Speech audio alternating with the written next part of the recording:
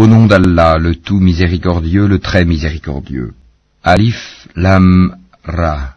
Voici les versets du livre et d'une lecture explicite. Le jour du jugement dernier, les mécréants voudraient avoir été musulmans, soumis. Laisse-les manger, jouir un temps, et être distraits par l'espoir, car bientôt ils sauront. Or, nous ne détruisons aucune cité sans qu'elle n'ait eu un terme fixé en une écriture connue. Nulle communauté ne devance son terme, ni le retarde. Et les Mécois disent, « Ô toi sur qui on a fait descendre le Coran, tu es certainement fou. Pourquoi ne nous es-tu pas venu avec les anges, si tu es du nombre des véridiques? Nous ne faisons descendre les anges qu'avec la vérité, et alors il ne leur sera pas accordé de répit à ces impies. En vérité, c'est nous qui avons fait descendre le Coran, et c'est nous qui en sommes gardiens. Et nous avons certes envoyé avant toi des messagers parmi les peuples des anciens, et pas un messager ne leur est venu sans qu'il s'en soit moqué. C'est ainsi que nous faisons pénétrer la mécréance dans les cœurs des coupables. Ils ne croiront pas en lui, le messager ou le Coran, bien que ce soit accompli le sort traditionnel des anciens. Et même si nous ouvrions pour eux une porte du ciel, et qu'ils puissent y monter, ils diraient, vraiment nos yeux sont voilés, mais plutôt nous sommes des gens ensorcelés.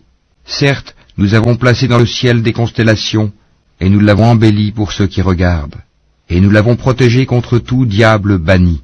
À moins que l'un d'eux parvienne subrepticement à écouter, une flamme brillante alors le poursuit. Et quant à la terre, nous l'avons étalée et y avons placé des montagnes immobiles, et y avons fait pousser toutes choses harmonieusement proportionnées. Et nous y avons placé des vivres pour vous, et placé aussi pour vous des êtres que vous ne nourrissez pas. Et il n'est rien dont nous n'ayons les réserves, et nous ne le faisons descendre que dans une mesure déterminée. Et nous envoyons les vents fécondants, et nous faisons alors descendre du ciel une eau dont nous vous abreuvons, et que vous n'êtes pas en mesure de conserver. Et c'est bien nous qui donnons la vie et donnons la mort, et c'est nous qui sommes l'héritier de tout. Et nous connaissons certes ceux qui parmi vous ont avancé, et nous connaissons ceux qui tardent encore. Certes, c'est ton Seigneur qui les rassemblera, car c'est lui le sage, l'omniscient. Nous créâmes l'homme d'une argile crissante, extraite d'une boue malléable. Et quant au djinn, nous l'avions auparavant créé d'un feu d'une chaleur ardente. Et lorsque ton Seigneur dit aux anges, « Je vais créer un homme d'argile crissante, extraite d'une boue malléable, et dès que je l'aurai harmonieusement formé et lui aurai insufflé mon souffle de vie, jetez-vous alors prosterné devant lui. » Alors les anges se prosternèrent tous ensemble, excepté Iblis, qui refusa d'être avec les prosternés. Alors Allah dit, « Ô Iblis, pourquoi n'es-tu pas au nombre des prosternés ?»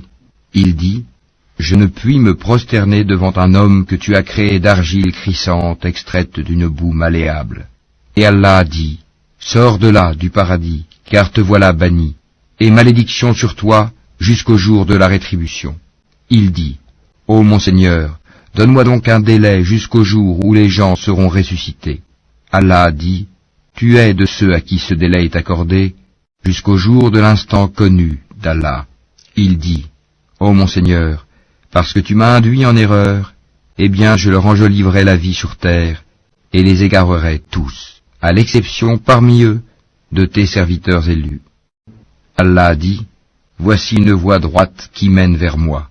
Sur mes serviteurs tu n'auras aucune autorité, excepté sur celui qui te suivra parmi les dévoyés. Et l'enfer sera sûrement leur lieu de rendez-vous à tous. Il a 7 portes, et chaque porte en a sa part déterminée. Certes, les pieux seront dans des jardins avec des sources. Entrez-y en paix et en sécurité, et nous aurons arraché toute rancune de leur poitrine, et ils se sentiront frères, faisant face les uns aux autres sur des lits.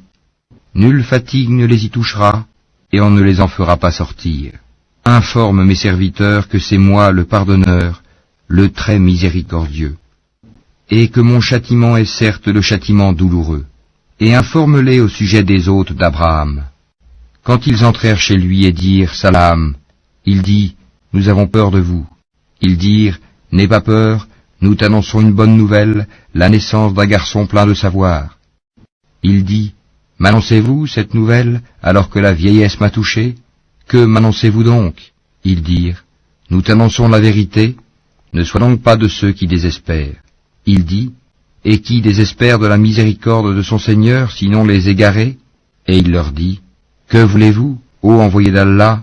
Ils dirent, en vérité, nous sommes envoyés à des gens criminels, à l'exception de la famille de Lot, que nous sauverons tous, sauf sa femme. Nous, Allah, avions déterminé qu'elle sera du nombre des exterminés.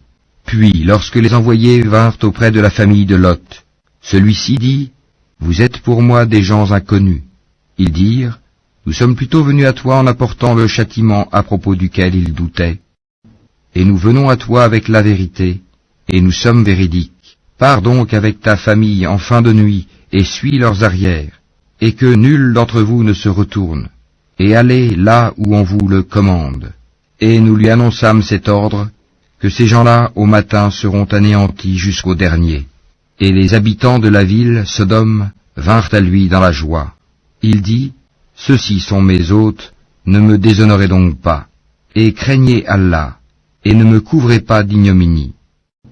Ils dirent, ne t'avions-nous pas interdit de recevoir du monde? Il dit, voici mes filles, si vous voulez faire quelque chose. Par ta vie, ils se confondaient dans leur délire. Alors, au lever du soleil, le cri, la catastrophe, les saisit.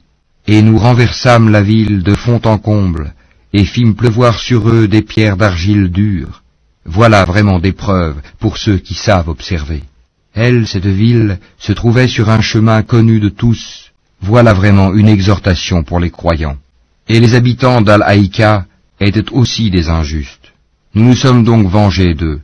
Et ces deux cités, vraiment, sont sur une route bien évidente que vous connaissez. Certes, les gens d'Al-Hijr ont traité de menteurs les messagers. Nous leur avons montré nos miracles, mais ils s'en étaient détournés. Et ils taillaient des maisons dans les montagnes, vivant en sécurité. Puis au matin, le cri les saisit. Ce qu'ils avaient acquis ne leur a donc point profité. Et nous n'avons créé les cieux et la terre et ce qui est entre eux que pour une juste raison.